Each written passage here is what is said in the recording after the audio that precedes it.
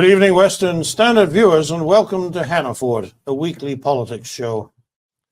My guests this week are Faith Groleau and Kellie-Lynn Pirie. And before I go any further, I should warn viewers that some of this may be hard to watch. Faith and Kellie-Lynn are women who transitioned to present themselves as males, regretted it, and have transitioned back again.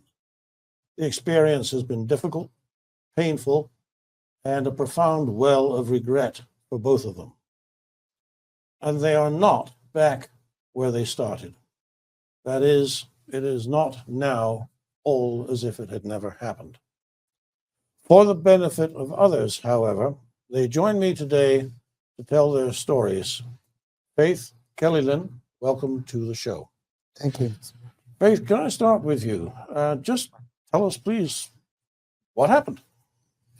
So I was gender questioning by about 15 years old. I had found a show called I Am Jazz, and so science was telling me that this little boy could be a little girl, and I believed that the doctors wouldn't do it if it wasn't okay.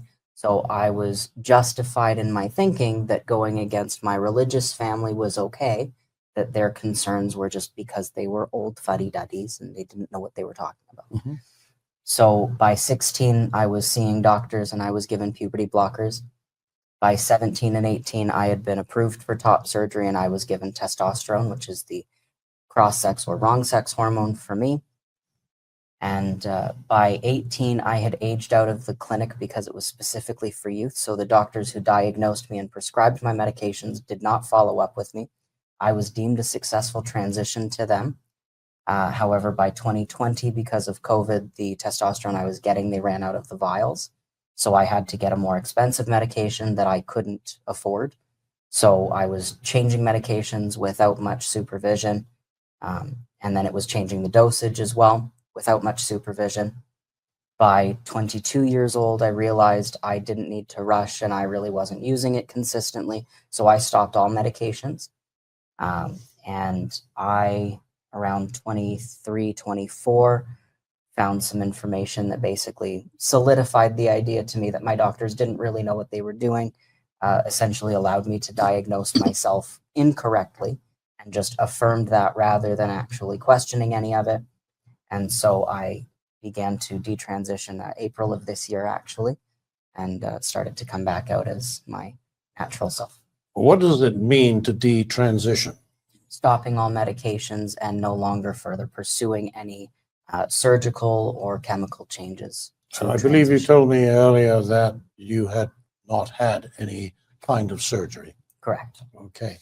Kellie-Lynn, can I ask you then, please, what's your story? I grew up, I'm an adult who lives with a history of childhood sexual exploitation. In that house, there was a lot of abuse, drugs, and alcohol. When my mother left her pedophile husband, he went to jail for sexually interfering with me. Then she got back together with my biological dad. He also was an alcoholic. My 20s, my 30s were cycles of drugs, alcohol, sobriety, relapse, and just circling in that. In my early 30s in 2002, I got clean and sober. And in that process, the degree of social anxiety, the discomfort I was living in women's support recovery, and it felt like the emotions of the people around me were just happening to me. And I met some individuals who were transitioning themselves, and I was asking them about it, and they're like, "Oh, people who question, like you're wondering if you really are a woman, and the only people who are trans question that." And then when I spoke with my drug and alcohol counselor about that, she was in what's called the affirmation model. So she affirmed that, of course, a man living in a sport recovery house would be incredibly uncomfortable. It wasn't about I look back now and I realize that I wasn't able to regulate my emotions around so many other people. So I was constantly trying to control the other women. So just affirming my discomfort with my sex as it being about the envy I had for men was this feeling of being a male. Okay. I think a lot of women do see advantages in being male. You have obviously both looked at it from a male point of view as well as a female view. How would you answer them if they said to you, "Oh, so I want to be a man because," and then cited off all these advantages that they perceive? Let's start again with you. I would first ask if they know all of the risks, truly, of what they might be doing to themselves, which unfortunately you can't possibly because we haven't had proper clinical trials. So nobody really knows long-term what happens to kids who are on these drugs, and any information we have is not too great. So. And how would you answer them, Kelly? Lynn? What motivates men to do the things they do, to make the sacrifices they make for their career, is very different than what motivates women. I learned that during my years as a long haul trucker. I was in specialized industry where 90% of my colleagues were men. And so you were a truck driver as a woman? No, when I looked like a man, when I had 6-inch beard, all of my coworkers thought I was a man. I really learned that men and women think very differently about stuff. I'd worked there for about 5 years, and one of my colleagues commented that you realize, my legal name then was Kenneth. So he's like, "You realize, Ken, that we are all very afraid of you." And I'm like, "Why?" I'm like, "So calm, so easygoing." He's like, "Exactly. No one has even seen you mildly upset." So they were convinced that if they ever upset me, I would just explode, because I'd never been in the hierarchy and figuring out where guys get mildly upset and aggressive towards each other, and they figure out where they are in the QE. And of my 45 coworkers, nobody knew where I was in the QE. So it was a moment of going, men think about things very differently than women do. Even looking like a man, even being on testosterone, I didn't understand their world and their worldview. I don't want to make light of this in any way, but who knew? This is such an important decision that especially a young person would make, that you've told us that the doctors didn't give you very good advice. You've said that your parents were, you described them as old-fashioned fuddy-duddies who went to church. I can imagine what their advice to you would have been. And then you mentioned a program that you had seen, a jazz or something. What? I Am Jazz. I Am Jazz. What is that? So Jazz Jennings is an individual who was transitioned when they were younger. Born a boy, about 2 years old. Mom saw a little boy dressing in dresses, playing dress up with his sisters, and said, "Oh dear, he must be a girl." And ended up taking him to doctors who transitioned him at a very, very young age, started Pirie blockers, and gave the cross-sex hormones, eventually had surgeries. This was all televised on TLC. All of it. All of the surgeries. A 17-year-old little kid. So that made it seem very, very normal and commonplace. Not only that doctors were doing this surgery, but it was being televised like it was nothing. And Jazz seems extremely happy in these videos for the most part, because that's how it's supposed to be portrayed. Where is he now? Off the air. Yeah, there's been some emotional issues. Even in the shows nearing the end of it, it was seeming like this poor kid didn't know who they were and didn't feel like themselves. And Mom just kept saying, "Oh no, well, it's okay. You're exactly who we say you are. Don't worry about it. It's okay." Like there was no attempt at dealing with the emotional distress. It was just continue affirming whatever's been done. And that's just, you can only do that for so long. So he's a physiologically mature, early 20s, right? I think he was 19, 20. Yeah, I believe he's younger than I am. Unable of experiencing arousal. Like neurologically incapable from the drugs and the surgery.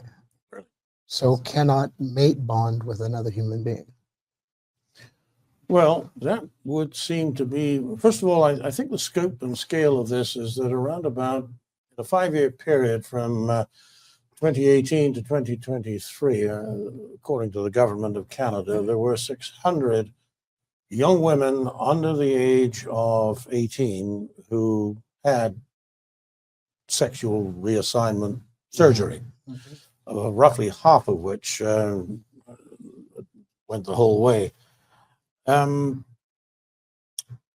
What is what is available to, I think they do the surgery under the provincial health programs, but if you want to go back, do they help you do that? No? Okay, so you're, what sort of expenses are you involved with to transition back to the woman you were? Well, what's called breast restoration surgery, I cannot access in British Columbia without the approval of the Transcare BC. So my doctor will be, I'm in the stage of getting the paperwork together. My doctor will send an application into Transcare BC, the people in charge of transitioning, to request that I be allowed to have access to surgery to restore the appearance of having breasts, because I had a complete bilateral mastectomy in 2008. So, okay. What are the physiological effects when you transition? Like, what do you experience? How does your way of life change? And then how does it change again when you transition back? Now, you were just on the chemicals. I'm going to ask you about yours in a moment. But how does it go? Essentially, for me, I had already started puberty by the time I was 16. So they shouldn't have given me puberty blockers anyway. And so when they did, it completely interrupted the puberty I had already started going through. I went through menopause. I was then given testosterone, which is a known carcinogen, and it forces you to go through a male-like puberty, which I got a deeper voice. My facial hair and body hair started growing in darker and thicker. I gained more muscle mass, and it was distributed differently than it would be for a woman, which made me fit differently in clothes. But the problem is male clothes still didn't fit properly because I had the bone structure of a woman because I didn't get the puberty blockers before puberty. So that didn't really help anything.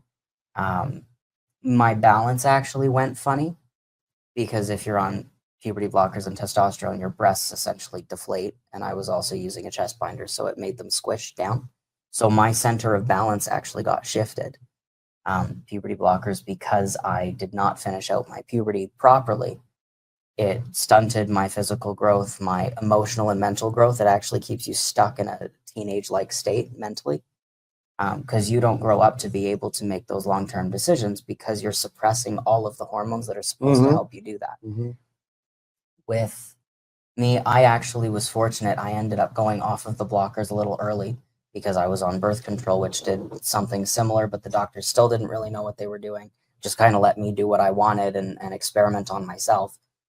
And so when I went off of the puberty blockers, my system kind of kick-started again a little bit. So then I came out of menopause, got to go through it backwards again. And then once I was off of testosterone, I ended up trying to finish out puberty. I'm still in the midst of doing that in my 20s. And I'm realizing my joints haven't fused properly. I may have incontinence issues because I've gone in and out of menopause now. And so my pelvic floor may be weakened. I may have liver problems potentially. That's a common side effect now. That's the testosterone. Yes. And then there's also the option of the spinal cord doesn't fuse properly all the time. And so there are people who get compression fractures because of that, because they're not getting the proper hormones in there. I may also be infertile, but we don't know that until I actually try to have kids. I'm very optimistic that I'm fortunate enough not to be, but we don't actually know until I try it.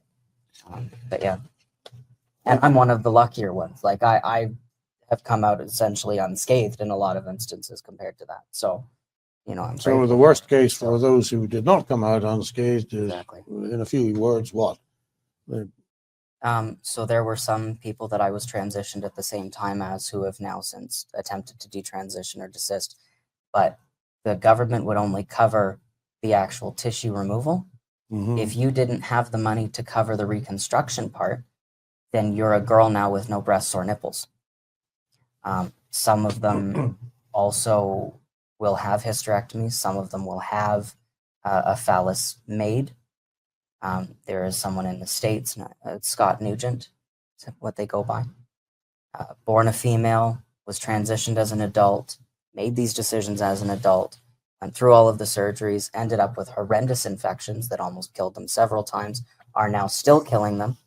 The forearm that the phallus was made out of is now not functional properly, and they get chronic infections in the arm, and the hand that's attached to that arm, they may have to lose that as well. And these are decisions that an adult made, and now we're giving those complications to children. Good gracious. Yes. So, yeah. Were you ever suicidal? Yes, they weaponized that completely. So, were you suicidal because you wanted to be a different gender, or were there other issues? There were several other issues that were So overlooked. those issues were not properly diagnosed, and you were allowed, against the wishes of your parents, who would have been the most interested in your welfare. Did teachers have a role in this at all? Do you have any- Fortunately not, but I was surrounded by a lot of people who were very into the affirmation model, and our teachers had the signs of it's a safe space and all inclusion, and there were actually several trans individuals in the schools that I was around, so I was exposed to it, but then there was also a local group there was one trans adult and a supportive adult. They had a youth group, basically like a support group for gender questioning or trans youth, and it was specifically for 17 and under. Is there anybody who could have headed you off from the course of action that you took? The doctors, absolutely. The doctors? Mm-hmm. Is it that they don't know, or that they don't care? I presume don't care to know. I see. Kellie-Lynn, you've heard Faith's story, probably not for the first time. What's your comment on what she experienced as you reflect upon your own Well, experiences? in a similar way, as an adult, there's so much information they didn't give me. Like, they didn't tell me that. They told me that taking testosterone, I'd have the same health risks as a male, as any other male, actually. Women on testosterone, especially with me, I have obesity. I have a highly elevated risk of type 2 diabetes, which I now have and I'll live with for the rest of my life. They didn't talk about how Now, our secondary can I sex stop you there? Were these doctors in general practice, or are these specialists in this field? endocrinologist. So they should have known Yes. and should have told you. Yes. They would have known, and they should have. Yeah. They should have informed me and discussed with me, because I already Did you push had. hard on getting? I asked, what are the health risks? And I was specifically going to an endocrinologist because I already had hypothyroidism. Mhm. Which is considered an autoimmune disease, and type 2 diabetes is also considered an autoimmune disease. So the proper course of action when a doctor is prescribing a new medication or a medication off-label, when they observe something out of the normal, is to inform the pharmaceutical company that owns the patent. This is what I'm seeing in my patient population. Mm-hmm. It appears that that is not happening as it's intended to happen in this field. And the WPATH files indicated the degree to which WPATH discourages the endocrinologist it trains from doing this, because they were actually discussing instances of liver cancer in females taking testosterone. So We are almost out of time, which is a dreadful shame, because this is a deep, very, very deep subject. But I do want to ask you particularly, Faith, what you think of the legislation recently put before the Alberta legislature, which would restrict children under the, or young people under the age of 18 from receiving the, well, first of all, surgery, and I think under the age of 17 from receiving the kind of chemical interventions that you yourself received. Are we doing a good thing here, or are we sentencing frustrated young people to kill themselves because they can't change sex when they want to? I believe the legislations would have helped because the doctors would have been forced to do a proper cognitive assessment. And if the doctors actually treat the suicidal ideation and the root cause of that, for one, a lot of these kids may not even be trans in the first place. And the ones who are will learn how to live well-rounded lives before they even have to get any chemicals. So by the time you were 18, you might not have wanted to do this? No, absolutely. I wasn't even sure when I went in. I simply just said to my doctors, hey, I saw this thing online. I think this might be what it is, but you're the expert. So like, let me know, do the testing and all that and figure it out. But they didn't test me properly. You don't just let somebody walk in and say, I have cancer. Can I have chemo? You don't give them chemo. You have to do a test first. But if you don't properly test them and just hand them out all the time, like the other thing as well, me getting these drugs when I wasn't supposed to have them, people who actually needed them now can't have them. So, like, what kind of a test would have been appropriate for you? Knowing I had other mental health issues, not presuming that me being sexualized when I was young was just happenstance, because that seems to be a common theme, and they just bring it into the diagnostics as well, saying that just seems to be a theme. That's okay, though. You're still trans. And it's like, I wasn't, though. And if they can make a mistake once, they can make a mistake again, and that's just unfortunate. They need to have a better system there. Last thoughts, Kellie-Lynn? Youth need an opportunity to pause and to think. As an adult, I thought I was informed.